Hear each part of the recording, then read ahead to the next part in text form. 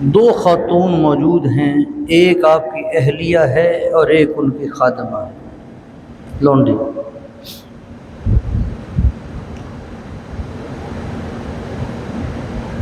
اور پیارے خلیل کے گھر اولاد نہیں۔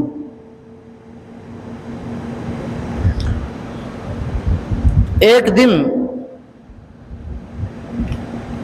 کسی کے بچے کو روتے دیکھا۔ پیارے خلیل نے رب کی بارگاہ میں دعا کی، پیارے اللہ مجھے صالح بیٹا عطا فرما، اولاد عطا فرما۔ یہ بات حضرت اماں سائرہ نے سن لی اور کہا، عرض کی ہے اللہ کے خلیل، آپ کو چونکہ اولاد کی خواہش ہے تو میرا مشورہ یہ ہے کہ آپ حضرت ہاجرہ سے نکاح فرما لیں۔ اپنی لونڈی کو پیش کیا۔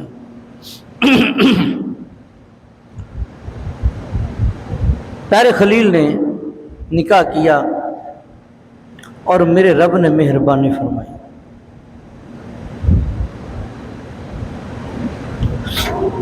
پچھلی عمر میں اولاد ہوئی ہو، پچھلی عمر میں جس وقت اولاد کا تصور ہی نہیں کیا جاتا،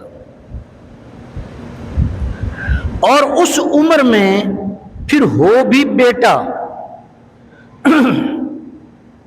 ہو بھی بیٹا، اگر کسی کے ہاں کالے رنگ کا بھی بیٹا ہو نا، کالے رنگ کا، وہ اس کو بھی چومتا رہتا ہے، اس کو بھی سینے سے لگاتا ہے، کندھوں پہ بٹھاتا ہے، اس کے بھی ناز نخرے اٹھاتا ہے۔ اللہ نے تو حسین و جمیل بیٹا، اور ایسا بیٹا جس کی پیشانی میں میرے مصطفیٰ کا نور روشن تھا۔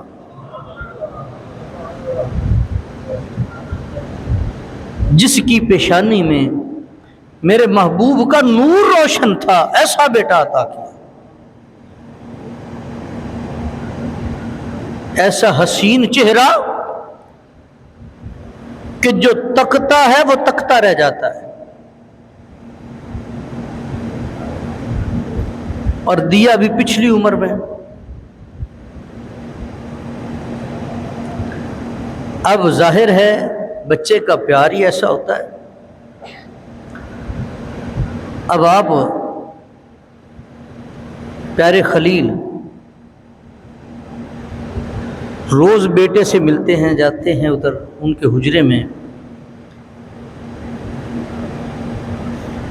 تو اماں سائرہ آپ کو وہ دل پر بوجھل لگتا ہے۔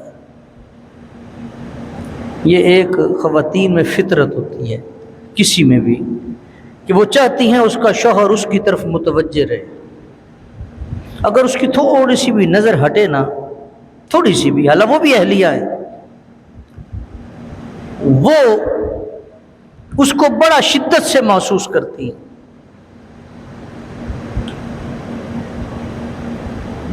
کہتی ہیں آپ انہیں کہیں دور چھوڑاؤ۔ میرے رب کا حکم بھی ہو جاتا ہے، پیارے خلیل لے کر چلتے ہیں جہاں پہ آب زمزم کا کنواں ہے، جو اب آپ گئے ہیں مکہ مدینہ میں عمرہ کی، حج کی سعادت کے لیے، ماشاءاللہ ان کو بخوب علم ہے۔ اب یہاں پر آ کر یہ پہاڑوں کے درمیان بنجر جگہ ہے، پہاڑوں کے درمیان بنجر خشک ترین جگہ،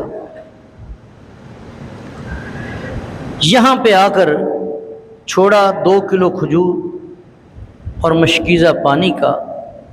یہ دے کر جب پیارے خلیل پلٹتے ہیں تو پیچھے سے اماں ہاجرہ सलाम अल्लाह अलैहा, आप पूछती हैं कि यहाँ पर हमें आप छोड़ कर जा रहे हैं, ये रब का हुक्म है? ये रब का हुक्म है? प्यारे खलील आप जवाब देते हैं हाँ ये अल्लाह का हुक्म है। अब होता क्या है, हमारे असल कई दफ़ा बीबियाँ घरों में कभी फौतगी हो जाए, कहीं दूर कोई दूसरे शहर कोई दूसरे मुल्क जा रहा हो, तो वो वहाँ पे बेसब्री का मुजाहरा करती हैं, रोती हैं, गिड़गिड़ाती हैं वगैरह वगैरह, और उनको वो मर्द हजरात जो है वो तसल्ली दे रहे होते हैं तो घबराना नहीं। यहाँ पे मंजर और है, यहाँ पे अम्मा हाजरा आप अपने शौहर को कहती हैं, अल्लाह के खलील को, कि अगर रब का हुक्म ऐसा ही है तो फिर वो हमें ज़ाया नहीं होने देगा, परेशान ना होना, परेशान ना होना। अजीज़ान गिरामी कद्र, उस बंजर ज़मीन पर एक वक्त लगता है, खजूरें ख़त्म हो गई, पानी ख़त्म हो गया, अब बेटे की प्यास की शिद्दत है, बेटे को लिटाया, और ये सफ़ा और मरवा ये दो पहाड़ियाँ थीं, ये दो पहाड़ियाँ थीं। अम्मा हाजरा इसके दरमियान दौड़ी। जब फिर अल्लाह के रास्ते में बंदा निकलता है, फिर अल्लाह उसको ज़ाया नहीं होने देता, अल्लाह उसे ज़ाया नहीं होने देता। हमारे तो बड़ा अजीब सा मामला है ना, हम किसी को कह देना कि यार अपने तेरे 3 बेटे हैं 4 बेटे हैं, एक को हाफिज कारी आलिम बना दो, एक को दीन के लिए वक्फ कर दो, वो कहता जी वो खाएगा कहाँ से, वो भूखा मर जाएगा। क्यों? उन्होंने कहा जी इन लोगों की तनख्वाहें क्या होती हैं, वो भूखा मर जाएगा। अगर भूखे मरते होते, आपने बहुत सारी खबरें सुनी होंगी, बहुत सारी आप ये सुनते हैं फ़लाँ ने ख़ुदकुशी कर ली, फ़लाँ ने ख़ुदकुशी कर ली, फ़लाँ जो है वो इन मामलात में निकल गया मुख्तलिफ। कभी आपने दीन के किसी खादम के बारे में भी ये सुना है कि रोटी के मामले में वो तंग आकर उसने ख़ुदकुशी कर ली? आपने कभी नहीं सुना होगा। और कभी पूछे ना, वो कहते हैं जनाब लो जिन्ना सुना ये हाफिज कारी आलम खांदे ने, इन्हों को दूजा खांदा ही नहीं। उधर कहते हो यार भूखे मर जाएंगे, उधर कहते हो जितना अच्छा ये खाते हैं उतना कोई खाता ही नहीं। तो असल बात आपकी समझ में क्या है? जब दीन के लिए बंदा निकलता है फिर अल्लाह उसको ज़ाया नहीं होने देता। अम्मा हाजरा दौड़ती हैं सफ़ा मरवा के दरमियान, और प्यारे इस्माइल की एड़ियां लगने की बरकत से अल्लाह वहां से जमजम को अता कर देता है। अल्लाह जमजम का चश्मा जारी फरमा देता है। और ऐसी वो सुन्नत पसंद आई, ऐसी अदा पसंद आई, उनकी सुन्नत ऐसी बनी। अब बेशक उसके बाद कोई नबी आया है, उसके बाद कोई वहां पर वली जाए, दुनिया का कोई बादशाह जाए, उसे उस अल्लाह की बंदी की अदा पर अमल करना पड़ता है, उसे सफ़ा मरवा के दरमियान दौड़ना पड़ता है। अल्लाह फिर ऐसे बाकी रखता है, फिर ऐसे बाकी रखता है। अज़ीज़ान गिरामी कद्र, बाज़ रवायात में 13 साल के बाद साहिब तफसीर नईमी ने इसको तकरीबन 17 या 18 साल जिक्र किया है कि उस वक्त प्यारे इस्माइल अलैहिस्सलाम की उम्र कितनी हुई, 17 या 18 साल, और बाज़ ने 13 साल का जिक्र किया है कि आपकी उम्र 13 साल थी। बहरहाल जवान थे, जवान थे कि जब अल्लाह का खलील आता है, अल्लाह का खलील आता है और आके बीबी हाजरा को आप फरमाते हैं कि बेटे को तैयार करो, मैंने दावत पे लेकर जाना है। वो तैयार करती हैं। یہ ہوتی ہے والدہ کی تربیت۔ اب یہاں پہ دیکھیے گا، ہمارے تو کچھ اور ہی سین ہے، بندہ 10-12 سال باہر لگا کے آئے نا تو اولاد کو وہ دشمن نظر آ رہا ہوتا ہے۔ اماں نے تربیت ہی ایسی کی ہے، رشتہ داروں میں بیٹھ کے، عزیزوں میں بیٹھ کے، خوشیاں غمیاں ساری ان میں اپنا وقت گزار کے، ہر ایک کے ساتھ میل جول رکھ کے، برادری سے کٹے بغیر اس نے ساری زندگی گزاری۔ وہ بیچارہ باہر کام کرتا رہا، خرچ اٹھاتا رہا، جو اپنے آپ کو مشین بنا کر ان کی ضروریات پوری کرتا رہا۔ بی بی نے تربیت ایسی کی، لو ویکھو میں تے مر گئی تھے، وہ تو تھے عیش کرتا پیا۔ یہ تربیت ہو رہی ہے۔ اور جب وہ باہر سے واپس آتا ہے، بوڑھا ہو گیا، اب کام کرنے کے قابل نہیں ہے، اولاد کہتی ہے تو کی کیتا ہے، ساڈی ماں نے جو کیتا ہے وہ کیتا ہے، ساری زندگی تے تکلیفوں نے چکی ہیں، تو عیش کرتا رہا تھے، کسی نے ایک دن جا کے اس کا وہاں دیکھا ہو کیسے گزرتا ہے۔ یہاں پہ جو مزدوری کے لیے باہر نکلتا ہے، کوئی جا کے دیکھے تو صحیح، وہ باہر سے کما کر ان اولاد کے لیے لے کر آتا کیسے ہے۔ خدا کی قسم اگر اس اولاد کو احساس ہو جائے تو یہ اس کے پاؤں دھو کر پیے، اس کا احسان نہیں اتار سکتے جس نے اپنی جوانی لٹا دی، جس نے خوبصورت دن جوانی کے وہ بہت کچھ کر سکتا تھا، اس نے وہ اپنا سارا سرمایہ، وہ اپنی ساری کمائی اپنی اولاد پر قربان کر دی۔ اور تربیت میں فرق ہوتا ہے۔ پیارے اسماعیل نے یہ نہیں کہا کہ ابا 13 سال بعد آئے ہیں، بابا 13 سال کے بعد آئے ہو، میں نہیں جاتا تیرے ساتھ، ہم نے یہاں تکلیفیں اٹھائی ہیں، کہہ سکتے تھے۔ تیار ہوئے، بیٹے کو کہا بیٹے اللہ کا حکم آیا ہے، میں دیکھ رہا ہوں کہ تمہیں اس کے رستے میں قربان کر رہا ہوں۔